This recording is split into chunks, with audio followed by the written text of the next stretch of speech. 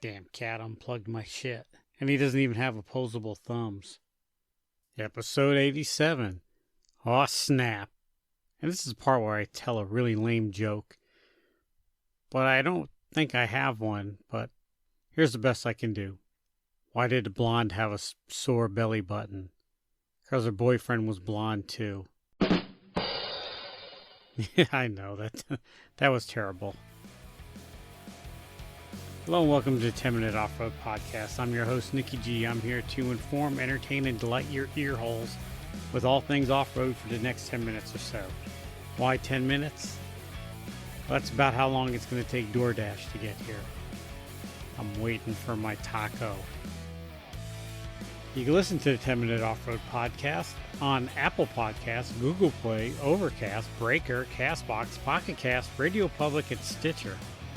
But never on iHeartRadio or Pandora. Is even Pandora a thing anymore? I haven't heard anything about it. You know, and I'm pretty sure we're not on Amazon Prime, whatever their podcast subscription thing is. That Alexa's a big bitch. You can contact 10 Minute Off-Road Podcast and be ignored by the 10 Minute Off-Road Podcast at 10minuteoffroad@gmail.com. That's 10minuteoffroad@gmail.com. I gotta tell you, I have not checked that email in probably about 2 months now. And it's just full of all kinds of BS junk mail advertisement stuff. You can follow 10 Minute Off-Road Podcast on Instagram, Twitter, Facebook, and YouTube. And I'm joking with you because I don't do any of that social media stuff. I hardly keep track of my own personal social media accounts. I really have no time, desire to do social media.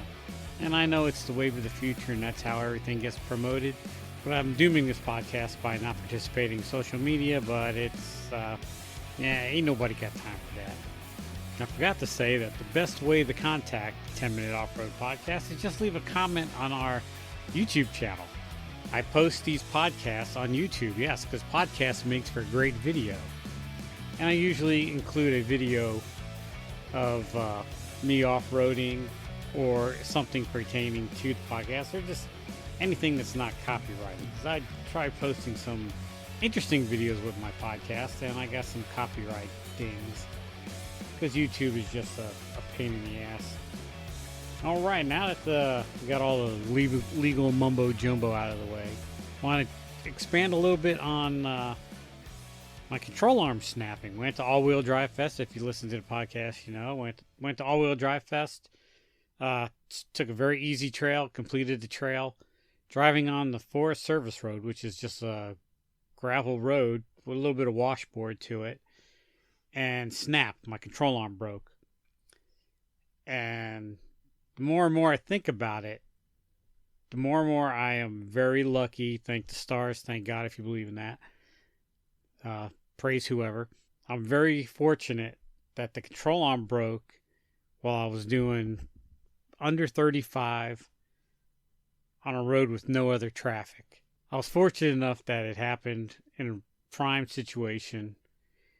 It snapped, and I gotta tell you, when it snapped, it was a very violent noise and a little bit of a shudder on the Jeep, but it wasn't uncontrollably wild. But that was at 35 miles an hour. At 70 miles an hour on the highway, it might have been a different story. I do not wish to find out. But anyhow, the point I'm very loosely trying to come to is inspect your stuff. Looking at the control arm after it snapped, I knew my control arms were beaded and mashed and matted down. The control arm mounts, I knew they were pounded on, but I didn't really inspect them too closely. And when I had the control arm off and the axle out and really getting a look at it, half of that control arm was broke off some time ago. You could tell by it looked weathered. It didn't really look rotted, rusty, but it had a little bit of surface rust on it, on the cracks. So you could tell it has been broke for a while, and just the constant flexing just kind of gave some metal fatigue, and it just happened to snap at that one time. So, inspect your stuff. If you had a rough day on the trail, kind of give it a good look through. Make sure the control arms, make sure all the bolts are there, all the nuts are on the bolts. Just give a good visual inspection. Just make sure your front end stuff. No, I'm not saying you have to go through the whole vehicle, but just the critical stuff. Like anything holding your steering or your wheels on.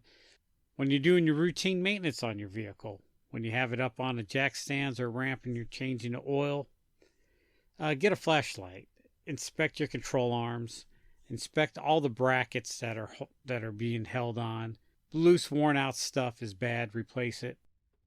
This portion of the 10-Minute Off-Road podcast is sponsored by nobody, not a soul. There's no sponsors for this. I do this all by myself. And when I say I pay for it all by myself, I mean I pay nothing. Thankfully, Anchor, which is now Spotify, hosts this podcast for free. I have zero in the budget as for equipment and producing purposes. I edit it on my laptop. I record it on my laptop with a cheap $10 Amazon microphone, and the quality shows. All right, for the second half, I want to talk about Lake Jockasee, or however you pronounce it. I always say Jockasee. No matter how I pronounce it, somebody always corrects me. So I'm calling it Lake Jockasee. Although it's spelled kind of like jockass, which kind of makes me think that the Native Americans had a sense of humor and a slight grasp of the English language. But Lake Jockasee roughly translates to place of the lost one. And there's a lot of folklore and rumor on how they got it, involving warring Indian tribes and a Romeo and Juliet type situation, which we hear all too often. It's almost a cliche, so I'm not going to get into it. But I went there last weekend, Lake Jockasee Wilderness Area. Big place, very nice, very clean. I got to tell you, there was very little trash to pick up. But so I looked up a few facts of it. It's some websites say it's 43,000 acres. A couple of websites said it was 45,000 acres, and one said it was 50,000 acres. So the Lake Jockasee Gorge Wilderness Area is like 50,000 acres, we'll say 40 to 50,000, somewhere around there. It says it has the highest concentrations of waterfalls in the east. I only saw one, but that's from the main road I was on. I didn't really venture in too far off the beaten path. There's a lot of hiking trails. I got to tell you, my hiking days every day gets further and further behind me. I can do a mile hike. I might be able to do a 2-mile hike. Other than that, this fat boy ain't walking nowhere. As long as I have our operational vehicle, walking's out of the question. The Lake Jockasee Wilderness Area has the highest point in South Carolina on Sassafras Mountain, which I think was a little bit east of where we were at.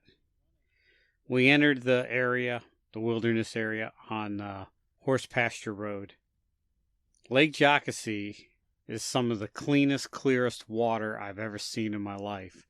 I couldn't find any information on that. That's just my personal opinion.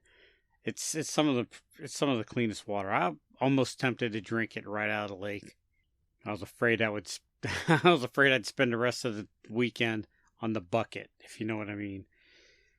All right, the Lake Jockasee Gorge area, wilderness area, is owned by the Department of Recreations and Duke Power. I think the lake was created by Duke Power when they dammed the river and it formed Lake Jockasee. I'm not quite sure on that.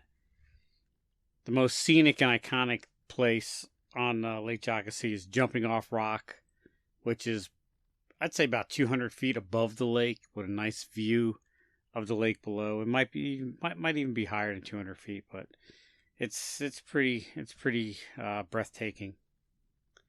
The whole place has a lot of cliffs, valleys, mountains. It's very steep grade. It doesn't really feel that way when you're driving on the service roads. But when you stand back and look at it, you could tell it winds up pretty good up the mountain. So in a matter of a half mile or so, you can go up several hundred feet and come down several hundred feet. It's pretty steep, but you don't notice it when you're driving it for some reason.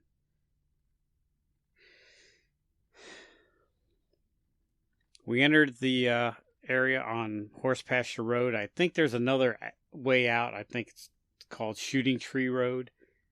I'm not really sure. I've been there twice. Both times I've been lost as can be. I'm sitting in my home right now lost. I never know where I'm at. The roads were smooth. Dusty because it hadn't rained in a while. But if you're gonna ask if my what kind of vehicle do I need to traverse this road, I'm gonna tell you your mom's station wagon can traverse this road. It was easy. There's a mild water crossing. It's optional. You could always turn around and go back. You don't have to go through the water crossing. It hasn't rained in a while, so it was kind of shallow. We went through it in February, and it rained the night before, and I don't recall it being a deep, bad water crossing. I think it's more like a shallow, babbling brook type mud puddle type thing. It was not bad. There's a footbridge to go across it, but to go across the water crossing, you have to drive through it. It wasn't bad. It's not intimidating at all. At least I didn't think so. But that's me. There's camping allowed there, but only in their designated camp areas.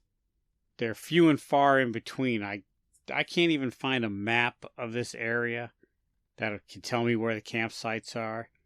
So you just kind of got to drive around. I think there's about a dozen of them, if I had to guess. And we didn't go through the whole area, so there's probably even more. But we were there on a Friday, and we had no problem finding a camp. We only found one campsite that was taken. It was a beautiful campsite right on the creek. That's what we wanted to do. We went there first. We got there 10 minutes late. Some guy was just unloading his car as he got there. So we had to turn around, go back. We found a campsite that was on a cliff facing the valley, the mountains on the other side of the gorge. Beautiful, breathtaking with the fall colors. It was awesome. Enjoyed it. Had a very good night's stay. The bad thing was in the morning, the wind picked up quite a bit. And then it died down after a few hours, so it really wasn't too bad. Kind of scared me a little bit in the middle of the night.